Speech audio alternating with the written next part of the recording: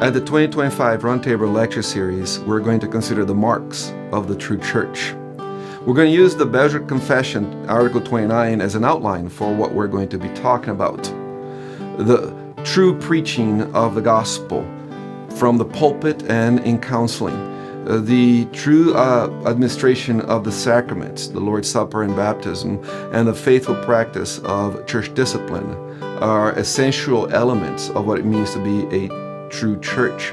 Remove one of them and you no longer have a true church. At the very least, remove one of them and you have an ailing church. And we know these are the true marks of the church because Christ in His Word tells us that. It's a wonderful thing that from eternity past, the triune God of the Bible has been planning all things to bring the entire creation, visible and invisible, under Jesus' feet, and has given Jesus to be the head of the church.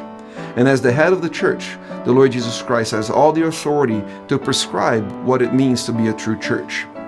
And He does that not as a despotic tyrant, but as a loving husband who knows and wants what's best for His church. So join us April 11th, 12th, 2025 for the annual Roundtable Lecture Series as we consider the marks of a true church. For more information, go to wrs.edu.